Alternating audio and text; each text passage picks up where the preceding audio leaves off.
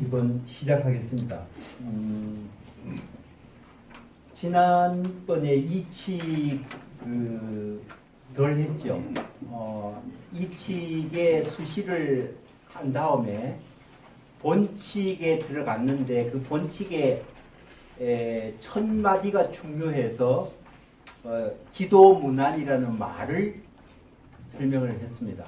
그래서 오늘은 그 본칙을 일단 한번 다 읽었는데 하나하나 분석하면서 이치 본칙을 설명을 드리겠습니다. 그 본칙에 보면은 조주 스님이 대중에게 법문을 하면서 말씀하시기를 기도문안 유혐 간택 요 말까지만 설명을 했어요. 그러니까 그 말은 지극한 진리라는 것은 어렵지 않으니 오직 간택을 싫어할 뿐이다. 싫어하기만 하면 된다. 그리고 고 이어서 제유어언, 만약에 언이란 말은 우리는 이걸 반대로 말씀하죠. 언어 이렇게 이야기하죠, 그죠? 이게 어언. 이게 뭐 꼭 그런 건 아닌데 이게 어언이라는 말은 어는 그 언자 옆에 나오자가 있잖아요. 그 어는 내가 하는 말이고 어는 들리는 말이에요. 엄격하게 따지면. 그래서 언어 그러면 서로 말을 듣고 말을 하고 이걸 언어, 그 대화죠. 그러니까 어떤 대화의 말이 있으면 말로 대화할 때가 되면은 이는 이미 간택이다. 시간택. 그리고 시명백. 이것은 곧 명백이다. 여기까지인데 이 말이 자 참된 진리라는 것은 일단 어렵지 않다라고 정의를 한번 한 다음에 그 다음에 이분이 이어서 뭐라고 이야기하냐면은 오직 간택을 싫어하기만 하면 된다. 그 말은 뭐냐면 간택하지 않으면 된다 이 말이죠. 간택이란 말이 무슨 뜻이라고 그랬어요? 분별. 우리가 정의 내리는 것. 이게 이제 분별이에요. 그죠? 그러니까 제가 이 벽암록을 들어가기 전에 사전 입문 강의를 할 때 우리 언어 문제를 얘기를 했어요. 여러분 우리가 갖고 있는 언어는 우리는 태어나면서부터 습관적으로 우리는 당연히 하니까 마치 우리는 선천적으로 언어를 가지고 태어난처럼 생각해요. 그 언어는 애들이 몰라요. 일정한 한 2살 때면 이제 배우기 시작하잖아요. 그러니까 우리가 하는 말이라는 것은 우리가 자연에서 태어나면서 갖고 있는 게 아니라는 거예요. 그런데 성장하면서 우리가 너무나 자연스러운 내 몸에 익혀서 하니까 이거는 원래 선천적인 것처럼 우리가 여기죠. 그러니까 이게 제가 배경 설명할 때 인류 역사 속에서 인간이 없던 것을 가지게 된 거예요. 없던 것을 가지면서 사람은 지구상에서 압도적인 지배적 종족이 된 이유가 인지혁명이라고 그랬잖아요. 그 인지혁명은 사실은 사람한테 말을 사용하기 때문에 그랬다. 그런데 그걸 좀 더 저는 설명을 조금 더 약간 분리해서 설명을 했어요. 그때 분리해서 설명은 뭐냐 하면은 말은 일단 소리예요. 그러니까 원래 사람들은 내가 보고 듣고 만지고 이렇게 뭔가 와요. 그럼 우리 뇌에서 일종의 패턴, 영상이 생겨요. 내부적인 상이 생겨요. 그러니까 이런 상황에서 내가 어떤 행동을 대응한다 판단을 하고 다음 상황에 가면 또 상황을 또 갖고 있는데 이런 상황 상관이 축적되어 있지만 그게 어떤 상으로 갔을 때는 그게 축적이 안 돼요. 그래서 사람들이 어떤 상황을 보고 그것을 거기에 맞도록 음성을 갖다가 요즘 말하면 태그를 붙이는 거예요. 상품이 있으면 그 상품명 태그를 딱 붙이면 그 번호나 보면 그 전체를 다 대표하잖아요. 우리도 바깥에 어떤 전체 상황을 상으로 갖고 있는데 그 상에다 태그를 붙인 게 음성으로 하는 거예요. 그러니까 음성을 여러 가지로 분리해서 태그를 붙이는 거예요. 그러니까 수많은 정보가 축적이 가능하죠. 또 합성도 가능하죠. 그래서 그거를 소리로 분절해서 나오는 게 언어다. 언어다. 그리고 언어는 우리가 인간이라는 종이 처음부터 타고나면서 설계돼 설정되게 나오는 게 아니에요. 외부적으로 배워요. 지금도 우리는 애들이 백지 상태 내서 언어를 배워서 그 프로그램에 따라서 소위 OS 프로그램을 사용해서 우리가 상호 서로 대화도 하잖아요. 그러니까 거기에 여러분이 우리가 없던 인간이 원래 타고날 때 없던 것이 여러 가지 주변 상황을 우리가 뇌에서 어떤 특정한 상황을 그냥 전체적으로 이렇게 뭘 이랬는데 그게 워낙 쌓이다 보면은 기억이 안 돼요. 혼돈이 되고. 근데 언어로 태그를 붙여 놓으면 이게 분류가 돼요. 그러니까 요럴 때는 요런 분류 코드 음성을 요렇게 쓰고 요럴 때는 요렇게 동작도 붙이고 그걸 축적돼 가지고 하나의 패턴이 만들어지면서 언어로 탄생됐다는 거예요. 그러니까 여러분이 우리가 그 언어를 썼다라는 건 뭐예요? 그 수많은 정보를 분리했다는 거예요. 그게 분별했다는 거예요. 그게 여기서 간택이에요.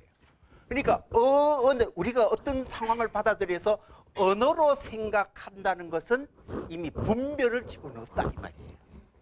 분별을 집어넣었다. 그러니까 여러분들이 언어라는 그 코드가 만약에 없으면은 뭔가 그렇다고 우리도 인지해요. 그런데 그때는 분별을 하지 않죠. 분별하지 않아요. 오히려 그것이 실제와 가깝다 이 말이에요. 그게 실제와 가깝다는 게 그게 지도라는 거예요. 지도라는 게 최고의 근본적 진리 그런 뜻이 아니에요. 실제 있는 요즘 말하면 불교에서 이걸 갖다가 진여라고 그러죠. 또는 여여라고 그러죠. 있는 그대로 우리는 전체적으로 딱 받아들여요. 근데 언어 코드는 그중에 한 부분을 태그를 붙이는 거예요. 그게 분별해서 태그 붙이는 거 아니에요. 그러니까 진짜 있는 진여 그 자체는 언어에 태그 붙이지 않고 그대로 받아들인 게 이게 지도죠. 맞잖아요. 그렇게 얘기하는 거예요. 그리고 원래 요 용어를 보면은 자 어떤 언어가 있게 되면은 그것은 이미 분별 코드, 언어 소리로서 분별된 개념으로 만든 거예요, 이미. 그러면은 실제를 특정하게 이미 다르게 코드를 바꾼 거예요. 실제하고 다르게 태그는 뭐 붙인 거란 말이에요. 실제에서 이미 떠난 거란 말이에요.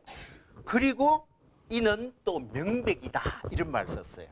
원래 이 신신명에는 요 사이에 승찬 스님이 원래 신신명에 쓰는 말은 간택하지 말라라는 말 말고 또 단막 증애 이런 말 써요. 다시 말하면 미워하고 싫어하는 걸 하지만 안 하면은 명백하다 이렇게 했는데 그 말을 여기서는 뺐어요. 뺐는데 결국은 이게 그 말을 빼더라도 우리가 언어로 언어가 있게 되면은 그건 두 가지가 들어간다. 하나는 선별하는 거고 하나는 클리어하다라는 것. 이렇게 돼 있단 말이에요. 그런데 클리어하다는 것, 명백하다라는 게 우리 뇌가 작동할 때 명백한 거로 우리는 선택적으로 가요. 자, 이걸 제가 사실은 오늘 이 말씀을 여러분에게 전해주기 전에 이게 정말 이렇게 설명하면 딱 들어오는데 이게 서양 철학의 이야기를 해가지고 혹시 어려울까봐 이렇게 얘기를 해야 될까 말까 하는데 그래도 참고로 제가 얘기를 하는 게 좋겠다 싶어서 말씀을 드리겠습니다. 이 서양의 역사에서 보면은 철학사에서 근대 철학이라는 게 있어요. 근대 철학의 아버지라는 사람이 데카르트라는 사람이 있어요. 프랑스의 합리주의 철학자. 이 사람이 철학에 굉장히 사유사색을 고민을 많이 하는데 그 사람이 그런 배경 전에 어떤 사건이 있었냐 하면은 서양에서 오랜 그 세계관, 사람들이 살아가는 그 전체 사회를 이렇게 틀 지어주는데 큰 프레임이 있었어요. 그게 뭐냐 하면은 우리가 경험적으로 이 지구의 땅에 살고 있고 이 창조주 하느님이 이 세계를 안전하게 관리하고 그렇게 해요. 그래서 우리가 사는 이 땅이야말로 창조의 기점이었죠. 그래서 중세 서양의 기독교적 세계관에 있으면 지구가 중심이에요.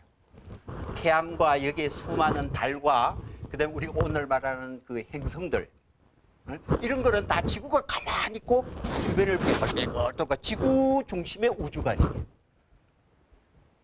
그런데 그게 15세기 16세기 딱 넘어가면은 이 고전에는 어떻게 했냐면 기원전 1세기에 그리스의 유명한 천문학자하고 철학자인 프톨레마이오스라는 사람이 서양의 그러한 세계관을 구축, 지구 중심의 세계관을 했어요. 그 사람도 수학자예요. 그래서 정교한 이 별과 해에 대한 거 수학적 모델로 설명을 했어요. 굉장히 복잡하게 설명했어요. 너무나 정교하게 설명하고 그럴듯하게가 보통 사람 그걸 반박을 못했어요. 그 경험이 또 우리가 중심이고 이렇게 세계는 돌아간다. 그 사람이 뭐 여러 가지 설명했는데 그게 프톨레마이오스의 그 지구 중심의 세계관이에요. 이게 16세기에 초에 폴란드의 천문학자인 코페르니쿠스라는 사람이 아무래도 이렇게 여러 가지 분석해 보니까 그게 틀린 거예요. 그런데 이 프톨레마이오스의 세계관이 수학적 모델로 그렇게 보통 사람은 그걸 반박을 못해요. 그런데 이 사람도 수학을 하고 천문학을 하니까 경험치하고 억지 설명이라는 걸 조금씩 하니까 드디어 그 사람이 굉장히 조심스럽게 출판을 해요. 그런데 그게 기독교 세계관에 충격을 준다는 걸 알고 친구가 그거 큰일 나겠다 싶어서 착하게 그럴 수도 있겠다. 지구 중심의 그 세계관이 아니고 적어도 우리가 사는 건 태양이 중심이고 지구가 태양을 돈다. 그 말을 이 사람은 약간 바뀌어가 그 시대 분위기가 바꿔가지고 책을 출판하는데 이 코페르니쿠스는 죽어버렸어요. 그런데 죽고 난 다음에 이게 자기들이 기독교적 세계관에 충격을 줬다는 사실을 알고 분노를 했는데 이미 죽었어요. 그걸 받아들이는 그 브루노라는 사람이 그 코페르니쿠스의 얘기를 이야기하니까 이 사람 화형당해 죽었어요. 그리고 곧 이어서 또 누구냐면 갈릴레오라는 사람이 나와서 정말 망원경도 발견하고 여러 가지 있어서 정말 관측 자료를 갖다 들이대니까 이제 이 세계관이 바뀌었어요. 그게 한마디로 서양의 전체 세계관은 지구 중심의 세계관이었다가 지구가 중간에 딱 있고 모든 별과 행성은 지구를 돌아다니는 우주관이에요. 그리고 그 신학적 이론하고 붙어 있었는데 이걸 뒤집어 버리는 거예요. 그래서 우리가 큰 세계관의 큰 변혁을 이야기할 때 코페르니쿠스적 전환이다. 이 틀바꿈이 굉장히 중요해요. 그죠? 그런 거 있었는데 그러니까 이제는 뭐냐면 이 세상에 인간이 살아가고 세상을 관리하고 이제 우주를 관리하는데 사람들이 기본 축을 잃어버렸어요. 그것이 종교적으로 계속 지키려고 그랬지만은 과학과 여러 가지 증거들이 점점 세를 얻어가니까 위기를 얻는 거예요. 그래서 이제 우리가 사는 이 세상의 우주의 중심축을 어떻게 하면 구축할 건가? 우리의 사유에 우리 인간이라는 구심점이 어디에 있는가? 우리가 생각을 하면 생각의 그 기초는 어디에 있는가? 이걸 깊이 고민하게. 그게 근대 철학의 출발점입니다. 그래서 데카르트라는 사람이 그걸 만들어요. 그 고민을 해요. 굉장히 고민하면서 이 사람이 자 우리가 생각하고 사유하는데 그 사유에 오류가 많다는 거예요. 제가 백암록 강의하면서 첫 쭉 얘기하면서 우리가 말하는 지식의 성격을 설명을 했죠. 우리가 어떤 분별을 하고 정의를 내리면은 수많은 상황을 한쪽으로 몰아가지고 전부 다 여러 가지 다양한 상황을 하나로 그냥 고정시키는 거다. 실제 모든 상황과 안 맞게 돼 있어요. 그렇게 정의를 내는데 제가 그런 말을 했잖아요. 우리가 안다는 정의를 내리고 어떤 지식을 할 때 그 지식이 굉장히 불완전하다는 것을 사람들이 다 알고 있다는 거예요. 의심하고 있어요, 사실은. 그 의심을 회복하기 위해서 우리가 아는 지식이 정말 참이다 라는 걸 하기 위해서 사람들은 그 기초를 항상 만들려고 그래요. 그러니까 백업을 한다고 그랬잖아요. 그래서 그 중에 최종적 진리, 절대적 진리 아니면 신 이런 백업을 해놓고 거기에 의해서 나의 사유는 정당하다. 내가 발을 디디건 내 모습과 행동은 정당하다. 항상 우리의 모든 지식의 근원을 백업시키려고 항상 한다. 그런 말을 했어요.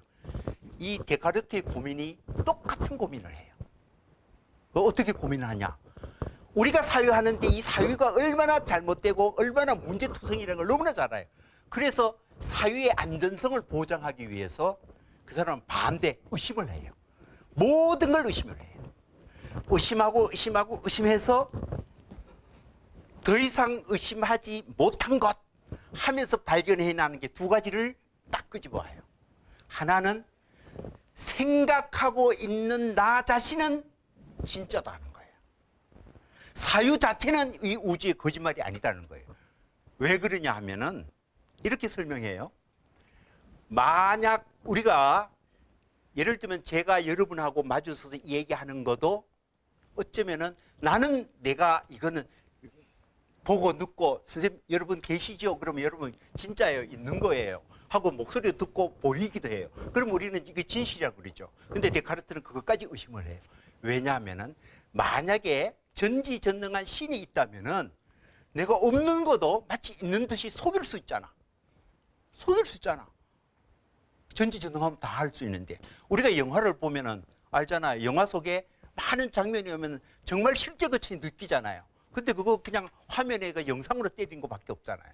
우리가 사는 이 세상이 그렇지 않다고 누가 말할 수 있겠냐 이 말이에요. 그런데 데카르트는 그런 철저한 의심을 하면서도 뭔 얘기를 하냐면은 아무리 전지전능한 신이 있다 손 치더라도 없는 나를 속일 수는 없다. 그러니까 속임의 대상이 되는 내가 생각하고 있다는 것은 이거는 더 이상 의심할 여지가 없구나. 그러니까 생각하는 나는 있는 거야 라고 기초를 딱 세웠어요. 사유하는 나는 존재한다라는 우주의 어떤 의심도 불구하고 그는 명백하다. 더 이상 의심의 여지가 없다. 그리고 하나는 신이다 이렇게 얘기해요. 사실은 신을 전제해서 자기 존재의 인식의 존재함을 그 사람은 기초를 딱 세우죠. 그때 이 데카르트가 그러니까 지식의 의심을 붙여가지고 왔다 갔다 하면서 뭔가 이 흔들리는 우주의 중심을 딱 잡으려고 굉장히 애를 썼다 하는 것은 제가 첫 입문 시간에 말했는 우리의 아는 지식이 얼마나 허구적 기초 위에서 그냥 터무니없이 믿고 우리가 아는 지식의 불완전성을 보충하기 위해서 다른 타인의 말이나 다른 증거나 무슨 최고의 진리를 가지고 항상 그거를 담보하려고 무던히 한다고 그런 말을 했는데 지금 데카르트가 이 코페르니쿠스 지동설 읽고 난 다음에 이 세상을 보는 안전한 축이 없어진 다음에 그 축을 만들려고 그런 지식 아래 끝없이 회의를 하면서 지식의 기초를 만들려고 애를 쓰는 과정이에요. 그게 근대 철학의 시작점이라고 얘기를 해요. 그러면서 자, 지식은 그럼 뭐냐? 더 이상 의심할 수 없는 것? 그게 명백한 거예요. 영어로 clear라고 써요. 그리고 또 뭐라 그러냐? distinct란 말 써요. 여기하고 이상하게 똑같잖아요. distinct 뭐예요? 구분, 분별. 분별하고 clear해야 된다. 이게 명백이에요. 지금 이 선사들이 말하는 거나 근대 철학에서 데카르트가 고민해서 결론 내리는 거나 우리 지식의 안전성은 클리어하고 디스팅트해야 된다. 명백하고 그리고 구분이 돼야 된다. 똑같은 얘기해요. 희한하게도. 막 그거는 제가 설명한 걸 여러분이 잊어도 좋습니다. 좋은데 자, 그러나 서양 철학은 서양의 생각은 거기에서 지식의 안전성을 보장됐다라고 믿고 계속 그 연역법이라고 사고의 축을 계속 이어가지고 그러니까 요게 맞으니까 그러므로 다음 것도 맞고 그러므로 다음 거 이렇게 그걸 연역한다 그래요. 한 개의 보편적 지식을 만들어 놓고 그 부분적 지식을 계속 끌어내 가지고 지식을 구축해 안전한 지식을 구축해요. 여기에서 이제 수학적 모델, 기하학적 모델 이런 것이 이제 안전하다. 우리가 믿을 수 있는 지식이다라고 지식의 기초를 그런 식으로 세워요. 그런데 이제 우리 이 동양에서는 그런 식으로 가는 거하고 전혀 다른 걸 이야기하죠. 정말 그게 그렇다고 해서 그게 완전하고 안전한 지식이냐? 천만의 말씀. 이게 뭐가 차이가 있어요? 여기서 지금 서양 사람들이 그렇게 고민하고 했는 것과 우리가 지금 문제 삼고 들어가는 것과 갈래가 탁 지어져요.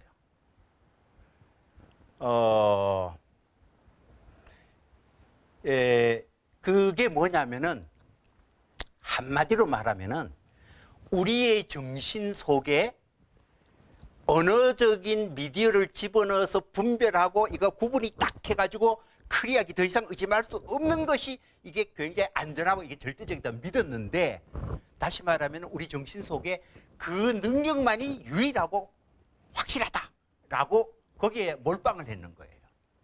그런데 우리 동양은 적어도 불교에서는 우리의 두뇌는 그게 전부가 아니다. 제가 처음부터 그랬잖아요. 그게 전부가 아니다. 우리 지식은 언어에 의해서 정보를 처리하는 것이 우리 뇌의 전부라고 생각하는데 천만에 그보다도 훨씬 다른 기능이 있어.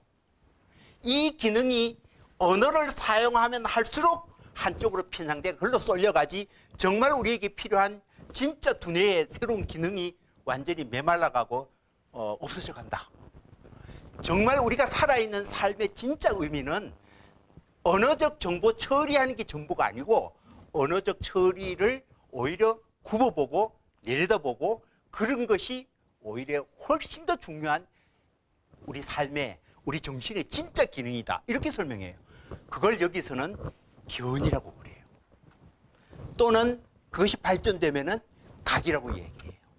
그래서 저는 이런 그 문장이 탁 나오면은 그런 서양 철학하고 뭐 이상하게 제가 그 훈련 받은 게 그래서 딱 비교가 돼요.